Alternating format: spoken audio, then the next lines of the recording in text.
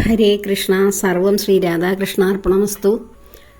ഇന്ന് ഞാൻ സംസാരിക്കാൻ ആഗ്രഹിക്കുന്നത് ഭഗവാനോടുള്ള ആ ഒരു ഉറച്ച വിശ്വാസം ഉള്ള ഒരു കർഷകനുണ്ടായ ഒരു അനുഭവമാണ്, ഒരു കഥയാണ്. ആ കഥയിലൂടെ നമുക്ക് നമ്മുടെ ഭക്തി എത്രത്തോളമുണ്ട്, ഭഗവാനോടുള്ള ഉറച്ച വിശ്വാസം എത്രത്തോളം ഉണ്ടെന്ന് നമുക്ക് ഓരോരുത്തർക്കും അളന്നെടുക്കുവാൻ കഴിയും. കഴിഞ്ഞ ദിവസം ഞാൻ 10th കുട്ടികളെ CBSE കുട്ടികൾക്ക് ഇംഗ്ലീഷ് പഠിപ്പിച്ചപ്പോൾ അവരുടെ ഒരു ലെസൺ, ഒരു ഫസ്റ്റ് ലെസണാണത്. അത് പഠിപ്പിച്ചപ്പോൾ അതിൽ നിന്ന് കിട്ടിയ ഒരു കഥയാണ്. അപ്പോൾ ഒരു കർഷകൻ, എല്ലാവർക്കും അറിയാവുന്ന കഥയായിരിക്കും, പലരും വായിക്കുകയോ പഠിപ്പിക്കുകയോ ഒക്കെ ചെയ്തിട്ടുണ്ടാകും. എങ്കിലും എനിക്ക് ആ കഥയിൽ നിന്ന് ഞാൻ ഉൾക്കൊണ്ട പാഠമാണ് മറ്റുള്ളവരുമായി ഷെയർ ചെയ്യുന്നത്. പ്രിയമുള്ള ഓരോരുത്തരും അത് മനസ്സിലാക്കുക. ആ കഥയുടെ കണ്ടന്റ്, ഒരു കർഷകൻ്റെ കൃഷിക്കെല്ലാം നാശം സംഭവിച്ചു. വളരെ മഞ്ഞ് പെയ്ത്, ആലിപ്പഴം പെയ്ത് കൃഷിയെല്ലാം നശിച്ചുപോയി. അദ്ദേഹം കൃഷിയെ മാത്രം ആശ്രയിച്ച് ജീവിക്കുന്ന ആളായിരുന്നു. ഭാര്യയും മക്കളും ഒക്കെയുണ്ട്. ഒരു സാമ്പത്തിക പരാധീനത. അടുത്ത തവണ ഇനി കൃഷി ഇറക്കുവാൻ പൈസയില്ല. ഈ തവണ കൃഷി ഇറക്കിയതിൽ നിന്ന് യാതൊരു ഗുണവും ഇല്ലാതെ പോയി. മഞ്ഞുകട്ടകൾ വീണ് കൃഷി ആകെ നശിച്ചു പോയി. അപ്പോൾ അദ്ദേഹം ഇങ്ങനെ വിഷമിക്കുകയാണ്. ഞാൻ എന്ത് ചെയ്യും? കുടുംബം പോറ്റാനും അടുത്ത കൃഷി ഇറക്കുവാനും ഒക്കെ എന്ത് ചെയ്യുമെന്നുള്ള ആ വിഷമം. ഒരു കർഷകന് ആ കൃഷിയുമായി ബന്ധപ്പെട്ട ആഗ്രഹങ്ങളോ ആവശ്യങ്ങളോ ഉണ്ടാവുകയുള്ളൂ. അവന് വലിയ വലിയ സങ്കല്പങ്ങളും മോഹങ്ങളും ഇല്ല. കാരണം പ്രകൃതിയോടൊത്ത് ജീവിച്ച് മണ്ണിനോടൊത്ത് മല്ലടിച്ച് പ്രകൃതിയുടെ താളത്തിനൊത്ത് ജീവിക്കുന്ന സാധാരണ പ്രകൃതി സ്നേഹിയാണ് കർഷകർ എന്ന് പറയുന്നത്. അവർക്ക് അതിമോഹങ്ങളോ അത്യാഗ്രഹങ്ങളോ ഉണ്ടാവുകയില്ല. അവർക്ക് സമാധാനമായിട്ട് ആഹാരമൊക്കെ കഴിച്ച് മക്കളെയൊക്കെ നന്നായിട്ട് നോക്കി അവർക്കും ആഹാരമൊക്കെ കൊടുത്ത് ജീവിക്കണം എന്ന മിതമായ ജീവിത അഭിലാഷങ്ങളെ അവർക്കുണ്ടാവുകയുള്ളൂ.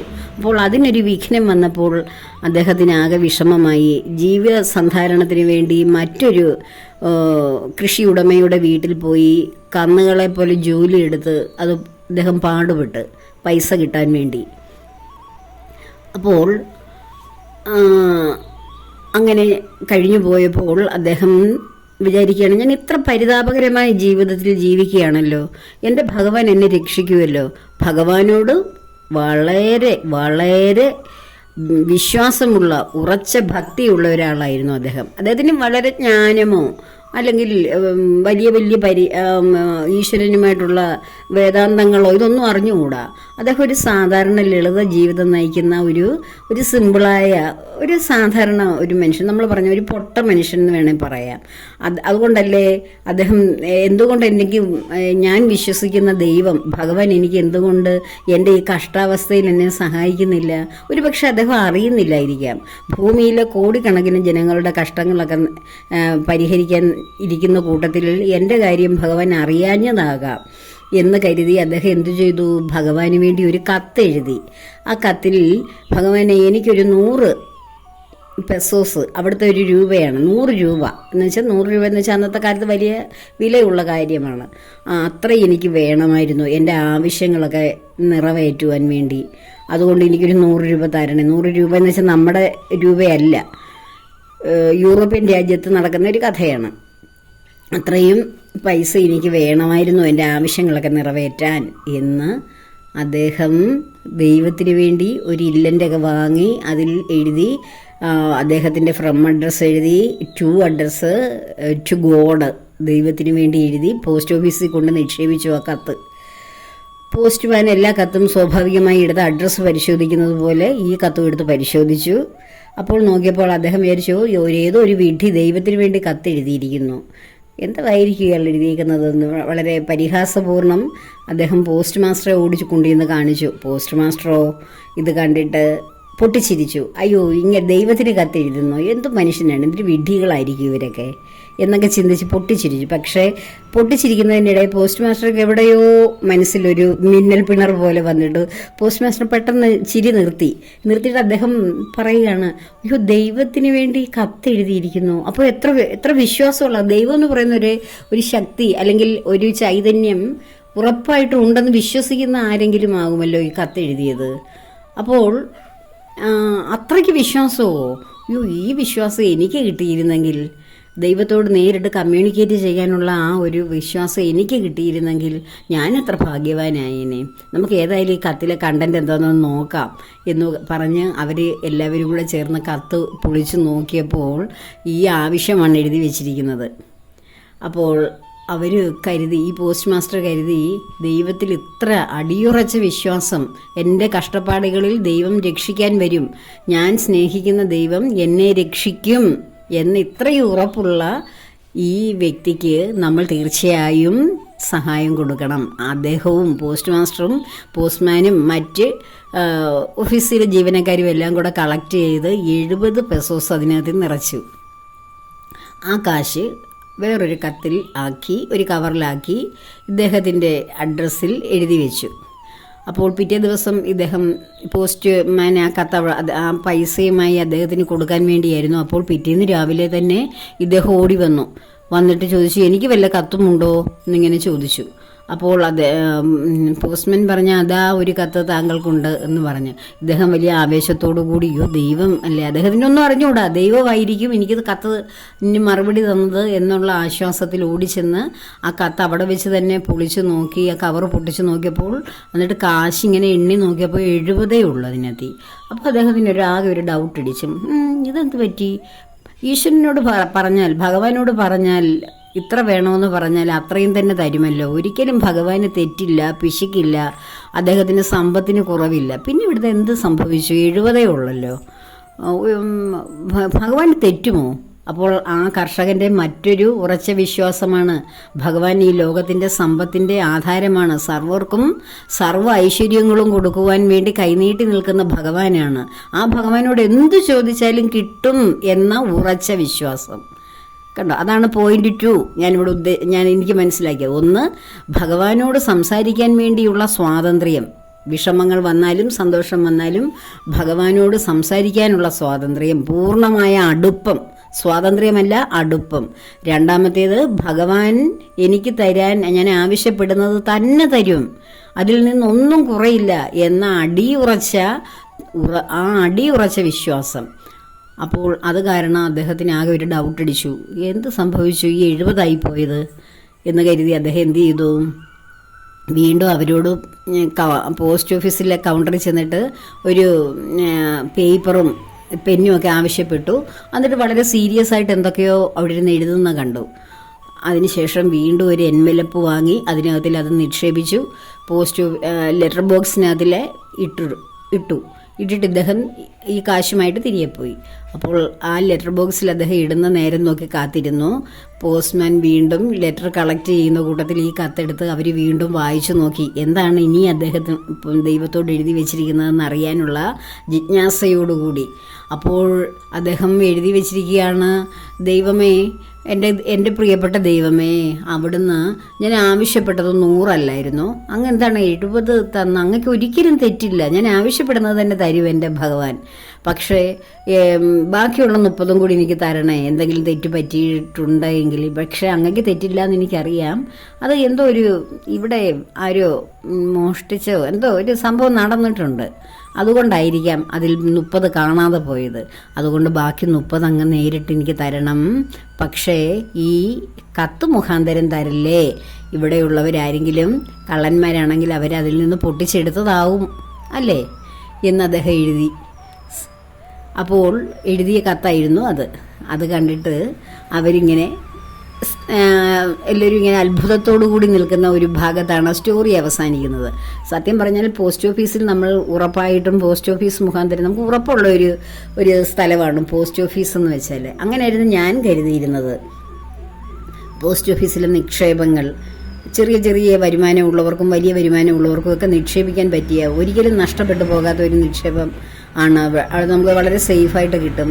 അതുപോലെ തന്നെ പോസ്റ്റ് ഓഫീസ് മുഖാന്തരം നമ്മൾ കത്തെഴുതുകയോ മറ്റ് സാധനങ്ങളൊക്കെ കൈമാറ്റം ചെയ്യുകയോ ചെയ്താൽ എത്തേണ്ട സ്ഥലത്ത് കൃത്യമായിട്ട് എത്തും.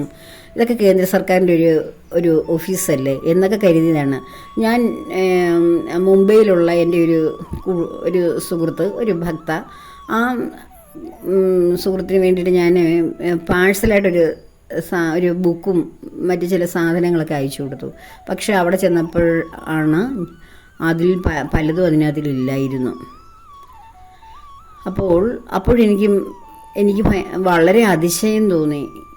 അപ്പോൾ നമ്മൾ ഒരാൾക്ക് വേണ്ടിയിട്ട് നമ്മൾ അയച്ചു കൊടുക്കുന്ന, സ്നേഹത്തോടെ അയച്ചു കൊടുക്കുന്ന ഒരു സാധനം, അത് വഴിയിൽ വെച്ച് ആ പാക്കറ്റ് വളരെ സേഫായിട്ട് അടച്ചു വെച്ചിരുന്ന, കവർ ചെയ്ത് വെച്ചിരുന്നതൊക്കെ അഴിച്ച് അതിനുള്ളിലുള്ള സാധനങ്ങളൊക്കെ എടുത്ത് നോക്കി, അവർക്ക് ആവശ്യമുള്ളതൊക്കെ എടുത്ത് അതിനുശേഷം വീണ്ടും പാക്ക് ചെയ്ത് ആ എത്തേണ്ട വ്യക്തിക്ക് എത്തിക്കുക. എന്ത് മോശം കാര്യമാണത്. ഒരാളുടെ മനസ്സ് അല്ലെ സ്നേഹമൊക്കെ അല്ലേ നമ്മൾ അതിലൂടെ പങ്കുവയ്ക്കുന്നത്. അത് മറ്റൊരാൾ കവർന്നെടുക്കുക എന്ന് പറയുന്നത് എന്ത് മോശമായിട്ടുള്ള ഒരു മ്ലേച്ഛമായ ഒരു പ്രവൃത്തിയാണ്. ഇങ്ങനെയുള്ള മനുഷ്യരൊക്കെ ഉള്ളിടത്ത് ഉള്ള ഒരു എത്ര മ്ലേച്ഛ മനസ്ഥിതിയാണെന്ന് എനിക്ക് അപ്പോൾ വലിയ വിഷമം തോന്നി ആ ദിവസങ്ങളിലൊക്കെ. അപ്പോൾ അത് പോസ്റ്റ് ഓഫീസ് മുഖാന്തരം കൊറിയറായിട്ട് അയച്ചു കൊടുത്തതായിരുന്നു. എന്നിട്ട് പോലും അത് പൊട്ടിച്ചെടുത്തു. അത് ശരിയായ കാര്യമേ അല്ലത്. അപ്പോൾ മനുഷ്യരൊക്കെ എത്ര ചെറുതായി ചിന്തിക്കുന്നവരാണെന്ന് ആലോചിച്ചു പോയി.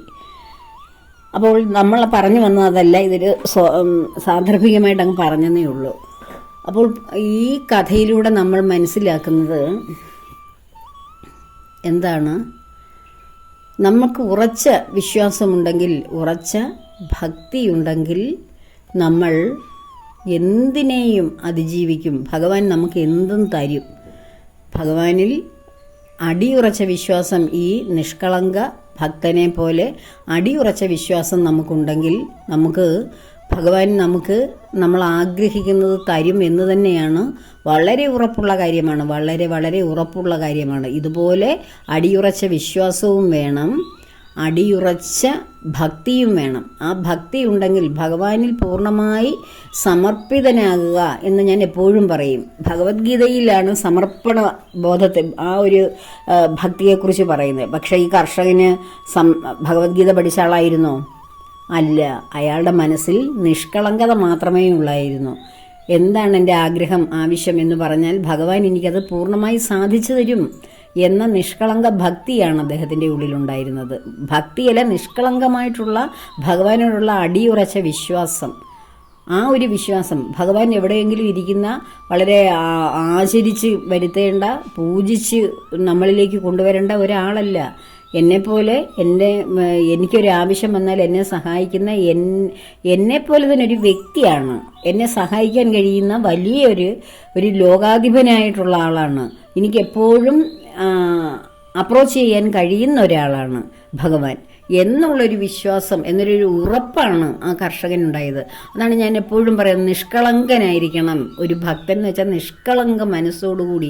നിഷ്കളങ്കത എന്ന് വെച്ചാൽ എന്താ? ഒരു കുട്ടിയോട് നമ്മൾ പറയാണ്, അയ്യോ മോനെ അങ്ങോട്ട് പോകല്ലേ, അല്ലെ മോളെ അങ്ങോട്ട് അത് ചെയ്യല്ലേ, അവിടെ എന്തെങ്കിലും ഉണ്ട്, ഭൂതമുണ്ട്, അല്ലെങ്കിൽ എന്തെങ്കിലും സംഭവിക്കും, അവിടെ പോകരുത്, അവിടെ ഇന്നതുണ്ട് എന്നൊക്കെ പറഞ്ഞാൽ ഈ കുട്ടികൾ, അല്ലെങ്കിൽ ഞാൻ നാളെ പഠിച്ചുകൊണ്ട് വന്നിട്ട് നല്ല അടി വെച്ച് തരുവേ എന്ന് പറഞ്ഞാൽ ആ കൊച്ചു കുട്ടിയെ എന്ത് ചെയ്യും? അതുപോലെ അനുസരിക്കും. അടിയോ അല്ലെങ്കിൽ വഴക്കോ ഒക്കെ പേടിച്ച് നമ്മൾ അവിടെ അങ്ങനെ പോകരുത്, ഇന്നതുണ്ട് എന്നൊക്കെ പറഞ്ഞ് ഭയപ്പെടുത്തിയാൽ ആ കുട്ടി വിശ്വസിക്കും.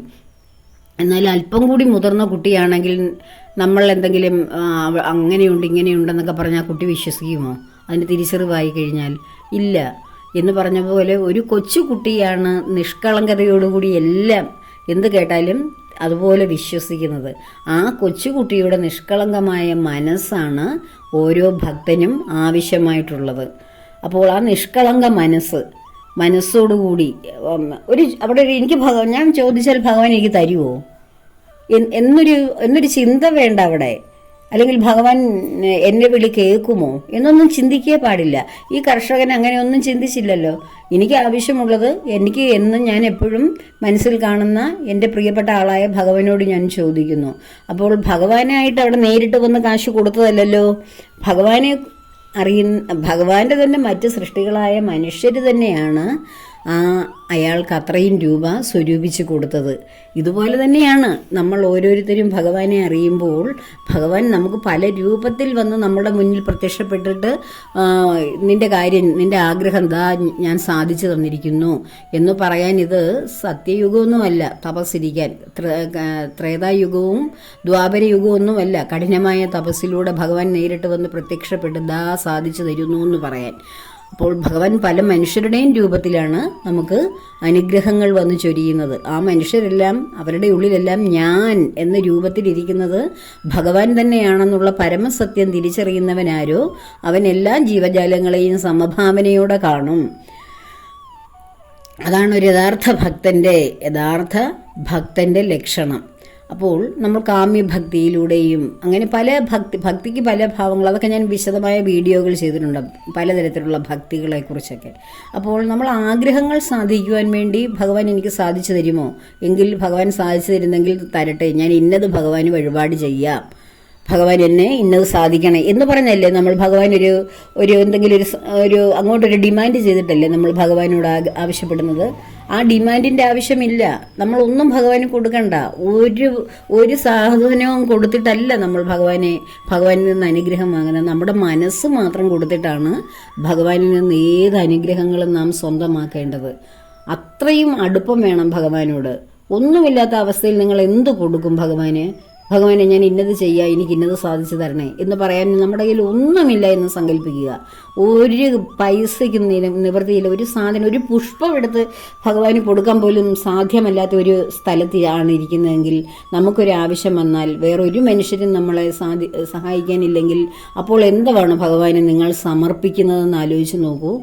എന്ത് കൊടുത്തിട്ടായിരിക്കും ഭഗവാനെ എൻ്റെ കാര്യം സാധിച്ചു തരണേ എന്ന് പറയുന്നത്? ഒന്നും കൊടുക്കാനില്ലെങ്കിൽ നമ്മുടെ ഹൃദയമല്ലേ കൊടുക്കുന്നേ ഭഗവാന്? ഭഗവാനെ എൻ്റെ കണ്ണ, എൻ്റെ കൃഷ്ണ, അല്ലെങ്കിൽ നമ്മൾ ആരെയാണോ വിശ്വസിക്കുന്നത്, ആരെയാണോ, അല്ലാതെ ഇന്ന പേരേ ഉള്ള ഞാൻ ഈ പറയുന്നത് എല്ലാം ഒന്ന് തന്നെയാണ്. അവനവൻ വിശ്വസിക്കുന്ന അവനവൻ ഇഷ്ടമുള്ള രൂപത്തിൽ ഭഗവാനെ വിളിച്ചിട്ട് എൻ്റെ ഭഗവാനെ, എനിക്ക് ഇവിടെ നിന്ന് ഒരു രക്ഷ തരണേ ഭഗവാനെ, ഈ അവസ്ഥയിൽ നിന്ന് എന്നെ രക്ഷിക്കണേ, പകരം പറയാനൊന്നുമില്ല, ഞാൻ ഇന്നത് തരാം എന്ന് പറയാൻ പറ്റുമോ? നിരാലംബരായിരിക്കുന്ന മനുഷ്യർക്ക്, നിരാശ്രയരായിട്ടിരിക്കുന്നവർക്ക് അവരുടെ ഹൃദയം മാത്രമേ ഉള്ളൂ ഭഗവാന് കൊടുക്കാൻ. ആ ഹൃദയത്തിൻ്റെ തേങ്ങലുകളാണ് ഭഗവാന്റെ ഉള്ളിലേക്ക് ചെന്ന് അലയൊലിയായി മാറി അദ്ദേഹത്തിൻ്റെ കരുണാർദ്രമായ ഹൃദയം നമ്മളിലേക്ക് ചായാനുള്ള ഒരു ഏക കാരണം നമ്മുടെ ഹൃദയത്തിൻ്റെ സ്പന്ദനമാണ്. ആ ഹൃദയം മാത്രം മതി ഭഗവാന്. അല്ല നമ്മൾ കാഴ്ചവെക്കുന്ന കാഴ്ചദ്രവ്യങ്ങളോ നേർച്ച നേരുന്ന ഒരു സാധനമോ ഭഗവാന് വേണ്ട. നിർമ്മല ഹൃദയത്തോടുകൂടി പൂർണ്ണ മനസ്സോടുകൂടി ഭഗവാനോടുള്ള അചഞ്ചലമായ ഭക്തിയോടുകൂടി ഭഗവാനോട് എന്തു ആവശ്യപ്പെടൂ, അതിനുള്ള സ്വാതന്ത്ര്യം നേടൂ, അടുപ്പം ഉണ്ടാക്കൂ. ഭഗവാൻ പൂർണ്ണമായും നമ്മളെ സഹായിക്കും. ആ അതിർവരമ്പുകൾ എടുത്ത് കളയുക. എവിടെയോ ഉള്ള അങ്ങ് അകലെ ഇരിക്കുന്ന ആളാണ് ഭഗവാൻ. ഭഗവാനെ ചിട്ടപ്രകാരം പ്രാർത്ഥിച്ചാലേ ഭഗവാൻ എൻ്റെ ഉള്ളിൽ വരൂ. ഇതൊന്നുമില്ല. ഇത് നമ്മൾ ഈ പറയുന്ന നാമജപം ചെയ്യൂ എന്നൊക്കെ പറയുന്ന ഭഗവാനുമായിട്ടൊരു ഇൻട്രാക്ഷൻ ഉണ്ടാകാൻ വേണ്ടിയാണ്. ഇതൊന്നുമില്ലാതെ നിഷ്കളങ്ക ഭക്തിയോടുകൂടി ഭഗവാന് ഒരു കൂട്ടുകാരനെ പോലെയോ അല്ലെങ്കിൽ ആരെങ്കിലും നമ്മുടെ പ്രിയപ്പെട്ട ആളിനെ പോലെയോ നമ്മുടെ ഹൃദയത്തിലിരിക്കുന്ന ഏറ്റവും പ്രിയമുള്ളവരെ പോലെ ഭഗവാനുമായിട്ട് നിരന്തരം മനസ്സുകൊണ്ട് സംവദിക്കുകയും ഭഗവാനെ കൂടെ കൊണ്ട് നടക്കുകയും ഒക്കെ ചെയ്താൽ ഒരു കൊച്ചുകുട്ടിയെ പോലെ നമ്മുടെ ഉള്ളിൽ ഭഗവാൻ ഓടിക്കളിക്കും. കുട്ടിയുടെ രൂപത്തിലാണ്. കിശോര രൂപത്തിലാണെങ്കിൽ എപ്പോഴും നമ്മുടെ ഒരു പ്രിയപ്പെട്ട കാമുകനെ പോലെ ഭഗവാൻ നമ്മുടെ ഉള്ളിൽ ഒരു മാധുര്യ പ്രേമത്തോടു കൂടി ഇങ്ങനെ സുരഭിലമായ ഹൃദയത്തോടുകൂടി സന്തോഷിക്കും. അതല്ല വേദാന്ത പൊരുളായ ഭഗവത്ഗീത ഉദ്ധരിക്കുന്ന ഭഗവാനെയാണ് ആഗ്രഹിക്കുന്നതെങ്കിൽ ഭഗവാൻ നമ്മുടെ ജീവിതത്തിൻ്റെ കടിഞ്ഞാൺ പിടിക്കുന്ന ഒരു സേനാധിപനായിട്ട്, ഒരു നാഥനായിട്ട് അർജുനൻ്റെ മുന്നിൽ നിന്ന ആ നായകനെ പോലെ തന്നെ നമ്മുടെ ജീവിതത്തിൻ്റെ നായകത്വം ഏറ്റെടുത്ത് നമ്മളെ വിവേകത്തോടു കൂടി നയിക്കും. ഇത് മൂന്നും നമ്മുടെ ഉള്ളിൽ കളിയാടുന്ന ഭാവങ്ങളാണ്. ഭഗവത് ഭക്തന്മാരുടെ ഉള്ളിൽ ഭഗവാനെ ഏത് രൂപത്തിലും വരും. ഈ ഏതെങ്കിലും ഒരു രൂപമല്ല നമ്മൾ സ്വീകരിക്കുന്നത്. അതാത് സന്ദർഭങ്ങളിൽ ഓടിക്കളിക്കുന്ന ഓമനക്കണ്ണനായും നമ്മുടെ കൂടെ കളിക്കുന്ന കൂട്ടുകാരനായും നമ്മൾക്ക് ഉപദേശങ്ങൾ തരുന്ന പ്രിയപ്പെട്ട നാഥനായും നമ്മുടെ പിതാവായും അശരണമായിട്ടുള്ള നിരാശ്രയമായിട്ടുള്ള അവസരങ്ങളിൽ നമ്മുടെ അമ്മയെ പോലെ ഭഗവാന്റെ മടിത്തട്ടിൽ നമുക്ക് വിശ്രമിക്കാം. അമ്മയാണോ അച്ഛനാണോ എന്നൊന്നും നമുക്കറിയാൻ പറ്റത്തില്ല. പ്രിയപ്പെട്ട കൂട്ടുകാരനാണോ, ആപത്തുകളിൽ സഹായിക്കുന്ന സുഹൃത്താണോ, ഏത് രൂപത്തിലും ഭഗവാൻ നമ്മുടെ കൂടെ ഓടിയെത്തും. നമ്മൾ ഭഗവാന് നമ്മുടെ ശുദ്ധമായ ഹൃദയം കൊടുക്കൂ, പരിശുദ്ധമായ ജീവിതം ഭഗവാന് വേണ്ടി സമർപ്പിക്കൂ. ഭഗവാന് വേണ്ടി സമർപ്പിക്കൂ എന്ന് പറഞ്ഞാൽ ഭഗവത് സേവയിൽ നിരന്തരമായി ഇരിക്കൂ എന്നല്ല. നമ്മുടെ ഹൃദയത്തിൽ ഭഗവാൻ ഏത് കാര്യം ചെയ്യുമ്പോഴും ഭഗവാനെ മുൻനിർത്തി ചെയ്യുക, ഭഗവാന് പ്രിയപ്പെട്ട രീതിയിൽ ജീവിക്കുക. ഇതിന് യാതൊരു ന്യായങ്ങളും കണ്ടീഷനുമില്ല. ഒരു കണ്ടീഷനുമില്ലാതെ ആരാണോ ഭഗവാനെ സ്വീകരിക്കുന്നത് അവർക്കാണോ ഭഗവാനെ കിട്ടുന്നത്. ധാരാളം കണ്ടീഷനുകൾ വെച്ച് ഓരോ കാര്യങ്ങൾ പഠിച്ചതിന് ശേഷമേ ഭഗവാനെ കിട്ടൂ എന്ന് പറയുന്നത് വളരെ ശുദ്ധമണ്ടത്തമാണ്. ഒരു ജ്ഞാനവും വേണ്ട ഭഗവാനെ കിട്ടാൻ. നമ്മുടെ ശുദ്ധമായ ഹൃദയം മാത്രം മതി. ജ്ഞാനമാർഗവുമുണ്ട്, കർമ്മമാർഗമുണ്ട്, എല്ലാ മാർഗങ്ങളും നമ്മുടെ മുന്നിലുണ്ട്. പക്ഷേ നമുക്കതൊന്നും അറിയാനും വയ്യ. എനിക്കിതൊന്നും അറിഞ്ഞുകൂടാ. എനിക്ക് ജ്ഞാനവും ഇല്ല, കർമ്മവും ഇല്ല, ഒന്നും എനിക്ക് അറിഞ്ഞുകൂടാ. എനിക്ക് ആകെ അറിയാവുന്നത് ഭഗവാനോട് വർത്തമാനം പറയാനും ഭഗവാനെ സ്നേഹിക്കാനും മാത്രമാണ്. അങ്ങനെയുള്ളവരുടെ ഉള്ളിലാണ് ഭഗവാൻ ആദ്യം കടന്നു വരുന്നത്. അങ്ങനെ നമുക്ക് ഭഗവാനെ ഓരോരുത്തർക്കും ഭഗവാനെ സ്വന്തമാക്കാം. നമ്മുടെ ഹൃദയം ഭഗവാനുമായി അടുത്തിരിക്കാം. അതിനെന്താണോ വേലിക്കെട്ടുകൾ ഉള്ളത് എന്ന് സ്വയം മനസ്സിലാക്കുക. എന്താണ് ഭഗവാനെ നമ്മളിൽ നിന്ന് അകറ്റുന്ന നമ്മുടെ ഉള്ളിലുള്ള എന്താണ് അത് എന്ന് തിരിച്ചറിയുക. എന്താണ് നമുക്ക് വലിയ വലിയ പ്രശ്നങ്ങൾ വരാത്തത് കൊണ്ടാണോ ഭഗവാനോട് നമ്മൾ പൂർണ്ണമായി സമർപ്പിതരാകാത്തത്? അതോ നമുക്ക് ആശ്രയിക്കാൻ കുറച്ച് മനുഷ്യരെ അല്ലെ ബന്ധുമിത്രാദികൾ ഒക്കെ സമ്പന്നത അല്ലെങ്കിൽ നമുക്ക് മറ്റു കാര്യങ്ങളൊക്കെ ഉണ്ടായിട്ടാണോ നമ്മൾ ഭഗവാനിലേക്ക് വലിയ ശ്രദ്ധ കൊടുക്കാത്തത്? ആവശ്യങ്ങളും ദുരിതങ്ങളും വരുമ്പോൾ മാത്രം ഒന്ന് ശ്രദ്ധിക്കുന്നത്? അതോ നമ്മളുടെ ഉള്ളിലിരിക്കുന്ന ഈഗോ എല്ലാവർക്കും ഉണ്ട്. അതില്ലെങ്കിൽ പിന്നെ നാം ഇല്ലല്ലോ. പക്ഷേ അതിൻ്റെ ഒരു വർദ്ധിച്ച ഞാൻ ഞാൻ ഞാൻ ഞാൻ എന്തൊക്കെയോ ആണ് എന്നുള്ള ഒരു ഭാവം ഒരുപാട് വരാനും പാടില്ല. അങ്ങനെ വരുമ്പോഴാണ് നമ്മൾ ഒന്നിനെയും അംഗീകരിക്കാത്തതും ആരെയും അനുസരിക്കാത്തതും ധിക്കരിക്കുകയൊക്കെ ചെയ്യുന്നത്. ആരുടെ മുന്നിലും നമ്മൾ ഒന്ന് കുമ്പിടാൻ തയ്യാറാകാത്തത് നമ്മളിലിരിക്കുന്ന ആ ഈഗോയുടെ പൂർണ്ണതയിലാണ്. അത്രയും ഒന്നും പാടില്ല. അതൊക്കെ കുറയ്ക്കണം. നമ്മുടെ ഉള്ളിലുള്ള നമുക്ക് എന്തൊക്കെ ടാലൻറ്റ് ഭഗവാൻ തന്നിട്ടുണ്ടോ ആ ടാലൻസ് ഒക്കെ തന്നതുകൊണ്ടാകാം നമ്മൾ ഒരുപക്ഷെ ഈഗോയുടെ ഏറ്റവും വലിയ മേച്ചിൽപ്പുറങ്ങളിൽ എത്തി നിൽക്കുന്നത്. ആ തന്നതാരാണ്? നാം ജനിച്ചപ്പോഴേ ഇതെല്ലാം അമ്മയുടെ വയറ്റിൽ നിന്ന് പ്രാക്ടീസ് ചെയ്തു വന്നു. നമുക്ക് നല്ല നല്ല ടാലൻസുകളൊക്കെ ഉണ്ടെങ്കിൽ അതെല്ലാം നമ്മൾ എവിടെ വെച്ചാണ് അത് പ്രാക്ടീസ് ചെയ്തുകൊണ്ട് വന്നത്? നമ്മൾ സ്വയം നേടിയെടുത്തതാണോ? അല്ല. നമ്മളിലത് ഇൻബോണായിട്ട് ഭഗവാൻ തന്നതുകൊണ്ടാണ് നമുക്കതൊക്കെ കൊണ്ടു നടക്കാൻ കഴിയുന്നതും മറ്റുള്ളവരുടെ മുന്നിൽ പ്രകടിപ്പിക്കാൻ കഴിയുന്നതും മറ്റുള്ളവർ നമ്മളെ ഒരുപാട് ഓരോ രംഗത്തുള്ളവരും ഒരുപാട് അംഗീകാരങ്ങളും ഒരുപാട് ആശീർവാദങ്ങളും ഒക്കെ തരുമ്പോൾ നാം നമ്മുടെ കഴിവിനെ എൻ്റെ കഴിവ് കൊണ്ടാണല്ലോ എന്നെ എല്ലാവരും പ്രശംസിക്കുന്നത്, അഭിനന്ദിക്കുന്നത് എന്നോർത്ത് നമ്മൾ ഭാരമില്ലാത്തവരെ പോലെ ഹൃദയം പൊങ്ങിപ്പോവും. അപ്പോൾ എന്നെ ഒരുപാട് പേര് എനിക്ക് ഫോളോ ചെയ്യുന്നുണ്ട്, ഒരുപാട് ഫോളോവേഴ്സ് എനിക്കുണ്ട്, അല്ലെ ഒരുപാട് പേര് എനിക്ക് ലൈക്ക് ചെയ്യുന്നു, ഒരുപാട് പേര് എൻ്റെ പെർഫോമൻസ് കണ്ടിട്ട് അല്ലെ എന്നെ കണ്ടിട്ട് എന്നെ ഒരുപാട് പേര് എന്നെ സ്നേഹിക്കുന്നു, ഒരുപാട് പേരുടെ ഹൃദയത്തിൽ ഞാനുണ്ട് എന്നൊക്കെ വരുമ്പോൾ സ്വാഭാവികമായിട്ടും ചിലർക്ക് എന്തെങ്കിലും അങ്ങനെ തോന്നും, ഞാൻ ഒരു സെലിബ്രിറ്റി ആണല്ലോ, അല്ല ഞാൻ എന്തെങ്കിലും ആണല്ലോ എന്ന്. പക്ഷേ അങ്ങനെ നമ്മുടെ മനസ്സ് ഉയരാൻ തുടങ്ങുമ്പോൾ, ഭാരമില്ലാത്തവരെ പോലെ നമ്മൾ പൊങ്ങാൻ തുടങ്ങുമ്പോൾ നമ്മൾ ആലോചിക്കുക, നമ്മൾ ഈ ചെയ്യുന്നത്, നമ്മൾക്ക് ഈ അംഗീകാരം തന്നത് ആരാണ്? നമ്മളെ ഓരോരുത്തരും നമ്മളെ സന്തോഷിപ്പിക്കാൻ കാരണം ആരാണ്? നമ്മളിലിരിക്കുന്ന കഴിവാണ്. ആ കഴിവ് ആരാണ് തന്നത്? പരമാത്മാവായ ആ പരമ്പൊരുളായ ഈശ്വരന്റെ വരദാനമാണ്. എന്താണ് എല്ലാവർക്കും അത് കിട്ടാത്തത്? എല്ലാവരെയും ഭഗവാൻ അനുഗ്രഹിച്ചിട്ടില്ല. അനുഗ്രഹിച്ചവരെ മാത്രമാണ് എന്തെങ്കിലുമൊക്കെ ടാലൻസിൽ ഉയർത്തുന്നത്. ദൈവം, ഞാൻ ആദ്യം മുമ്പ് ഒരു വീഡിയോയിൽ പറഞ്ഞിട്ടുണ്ട്, നമ്മുടെ സത്കർമ്മങ്ങളുടെ, നമ്മൾ ഭഗവാനോട് കാണിച്ച ആദരവിൻ്റെ, ഭഗവാനെ തിരിച്ചറിഞ്ഞതിൻ്റെ, ഭഗവാന്റെ പ്രിയപ്പെട്ട കുഞ്ഞായതിന് ഭഗവാൻ നമുക്ക് എല്ലാവർക്കും കൊടുക്കുന്നതിനേക്കാളും കുറച്ചും കൂടി ഒരു ചെറിയൊരു ബോണസ് പോയിന്റ് തരും. നമ്മൾ ഏറ്റവും നന്നായിട്ട് ക്ലാസ്സിൽ ഏറ്റവും നന്നായിട്ട് പെർഫോം ചെയ്യുന്ന കുട്ടിക്ക് ഒരു അരമാർക്കൊക്കെ ടീച്ചറൊക്കെ എവിടെയെങ്കിലുമൊക്കെ മിസ്റ്റേക്ക് ഉണ്ടെങ്കിലും അങ്ങ് ഇട്ടു കൊടുക്കും. ആ പോട്ടെ, ഇതിനെല്ലാം നന്നായിട്ട് ചെയ്യുന്നതല്ലേ, ഇത് വലിയ തെറ്റായിട്ടൊന്നും കാണണ്ട എന്ന് വിചാരിച്ച് മനസ്സുകൊണ്ട് ഉള്ളൊരു അടുപ്പത്തിൻ്റെ പേരിൽ എന്തെങ്കിലുമൊക്കെ ടീച്ചറും കണ്ണടയ്ക്കും എന്ന് പറയുന്നത് പോലെ നമ്മളുടെ സൽപ്രവൃത്തികളും നമ്മുടെ നന്മയും നമ്മളുടെ നിഷ്കളങ്കതയൊക്കെ കൊണ്ട് ജന്മാന്തരങ്ങളിൽ ചെയ്ത കർമ്മങ്ങളുടെ ഫലം കാണുമ്പോൾ ഭഗവാൻ വിചാരിക്കും, ഇത് അവന് ഇതും കൂടി ഇരുന്നോട്ടെ, ഭൂമിയിൽ ചെന്നിട്ട് ഇവൻ ഇത്രയും കാലം കഷ്ടപ്പെട്ടതല്ലേ, എന്നെ സ്നേഹിച്ചതല്ലേ, ഞാൻ പറഞ്ഞ പോലെയൊക്കെ ജീവിച്ചതല്ലേ, അതിൻ്റെ ഒരു റിവാർഡായിട്ട് ഇതിരിക്കട്ടെ എന്നും പറഞ്ഞ് നമുക്ക് തരുന്ന എന്തെങ്കിലും ചെറിയ ചെറിയ ഒരു സമ്മാനങ്ങളാണ് നമ്മുടെ ടാലൻസ് ഒക്കെ. അത് ഭഗവാൻ വിചാരിച്ചാലേ കിട്ടുകയുള്ളൂ. നമ്മളാരും വിചാരിച്ചിട്ട് കിട്ടിയാലും, നമ്മൾ അമ്മയുടെ വയറ്റിൽ കിടന്ന് പ്രാക്ടീസ് ചെയ്തിട്ട് കൊണ്ടുവന്നല്ലോ ഒരു ടാലൻസും. അപ്പോൾ ഭഗവാൻ വിചാരിച്ചപ്പോൾ മാത്രം കിട്ടിയതാണ്. അത് ഈസി ആയിട്ട് ഇല്ലാതാക്കാനും ഭഗവാൻ അറിയാം. അപ്പോൾ നമുക്ക് കിട്ടിയ ഒരു ടാലൻസിനെ കുറിച്ചും അല്ലെങ്കിൽ നമുക്ക് കിട്ടുന്ന ഏതെങ്കിലുമൊക്കെ അംഗീകാരങ്ങളെക്കുറിച്ച് നമ്മൾ വളരെ അങ്ങ് അഭിമാന വിജൃംഭിതരായി പോകേണ്ട കാര്യമൊന്നുമില്ല.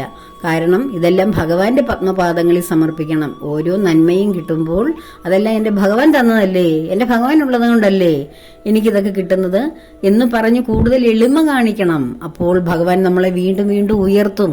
നാം ചിന്തിക്കാത്ത മേഖലകളിലേക്ക് ഭഗവാൻ നമ്മളെ ഉയർത്തിക്കൊണ്ടു പോകും.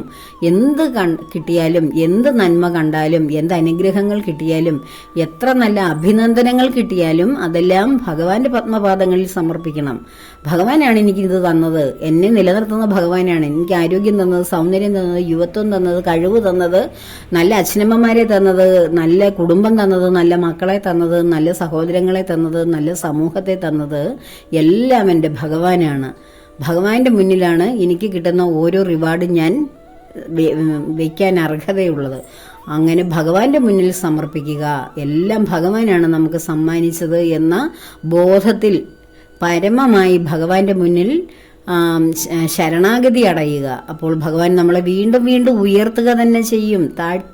താഴ്ന്നു പോവുകയില്ല. ഏതെങ്കിലും ഒരു വ്യക്തിയുടെ മുന്നിൽ കൊണ്ടുചെന്ന് നമ്മളത് സമർപ്പിച്ചാൽ അവർ പറയും, കണ്ടോ ഞാനാണ് ഇവനെ ഉയർത്തിയത്, അല്ലെ ഇവളെ ഉയർത്തിയത്, കണ്ടോ അതുകൊണ്ടാണ് എൻ്റെ മുന്നിൽ ഇതെല്ലാം കൊണ്ടുവയ്ക്കുന്നത്, ഞാനാണ് ഈ വ്യക്തിയെ നിലനിർത്തുന്നത് എന്ന് തോന്നും. പക്ഷേ ഭഗവാൻ അങ്ങനെ തോന്നില്ല. ഭഗവാൻ വിചാരിക്കും, ഞാൻ കൊടുത്ത നന്മയുടെ ഫലം കണ്ടോ വീണ്ടും എൻ്റെ മുന്നിൽ കൊണ്ട് തന്നെ വയ്ക്കുന്നു. അപ്പോൾ വീണ്ടും വീണ്ടും നന്മകൾ കൊടുത്താൽ ഇതിന് നല്ല ഗുണമുള്ള വ്യക്തിയായി അവൻ മാറുക തന്നെ ചെയ്യും. അഹങ്കാരം ഉണ്ടാവുകയില്ല, മനസ്സിൽ അഹംബോധം കൂടുതൽ ഉണ്ടാവുകയില്ല. അങ്ങനെയുള്ള വ്യക്തികളെയാണ് ഭഗവാൻ വളരെ ഉയർത്തുന്നത്, ശ്രേഷ്ഠരാക്കുന്നത്, വളരെ വലിയ സെലിബ്രിറ്റികളാക്കി മാറ്റുന്നത്. നമ്മുടെ സച്ചിൻ ടെണ്ടുൽക്കർ അല്ലേ നമ്മുടെ ഈ ജീവ കാലഘട്ടത്തിലെ ഏറ്റവും വലിയൊരു ലെജൻഡ്. ഓരോ സിക്സർ അടിക്കുമ്പോഴും സച്ചിൻ, അല്ലെ ഒരു സെഞ്ചുറിയൊക്കെ ആകുമ്പോഴും ഒക്കെ കണ്ടിട്ടില്ലേ, സച്ചിൻ മേലേക്ക് നോക്കി ബാറ്റൊക്കെ പിടിച്ച്, അത് കണ്ണിൽ നിന്ന് മായത്തില്ല കാഴ്ച, കൈകൾ ഉയർത്തി മേലേക്ക് നോക്കുന്നത് കാണാം ഒരു നിമിഷം. ആരെയാണ് നോക്കുന്നത്? ഗാലറിയിലിരിക്കുന്ന അമ്മയൊന്നുമല്ല, ഭഗവാനെയാണ് പ്രാർത്ഥിക്കുന്നത്. ഭഗവാൻ തന്ന ആ നന്മയ്ക്ക് വേണ്ടി പ്രാർത്ഥിക്കുകയാണ്. അത് അത്രയും തിരക്കിനുള്ളിൽ സഹസ്രകോടി ജനങ്ങളുടെ ഇടയിൽ നിൽക്കുമ്പോഴും ഭഗവാനെ സ്മരിക്കുവാൻ മറക്കുന്നില്ല. നമ്മൾ നമ്മുടെയൊക്കെ ഗൃഹങ്ങളിലിരുന്ന് സ്വകാര്യമായിട്ടിരുന്നാൽ പോലും ഓരോ നന്ദിയും ഭഗവാന് കൊടുക്കുന്നുമില്ല. അപ്പോൾ എത്ര നന്ദി ഭഗവാന് കൊടുക്കുന്നോ അത്രയും ഭഗവാൻ നമ്മളെ ഉയർത്തുക തന്നെ ചെയ്യും. അപ്പോൾ ഇതൊക്കെയാണ് ഇന്ന് ഭഗവാൻ എനിക്ക് തന്ന ചിന്തകൾ. അപ്പോൾ എല്ലാവരും ഭഗവാന്റെ ചിന്തകളിൽ, ഭഗവാന്റെ നന്മയിൽ എളിമയുള്ളവരായി, ആനന്ദമുള്ളവരായി, ഉറപ്പുള്ളവരായി ജീവിക്കുവാൻ ആഗ്രഹിക്കുന്നു, പ്രാർത്ഥിക്കുന്നു. എല്ലാവരെയും അതിനുവേണ്ടി ഭഗവാൻ തയ്യാറെടുപ്പിക്കട്ടെ. സർവവും ഭഗവാന്റെ പത്മപാദങ്ങളിൽ സമർപ്പിക്കുന്നു. ലോകാ സമസ്ത സുഖിനോ ഭവന്തു.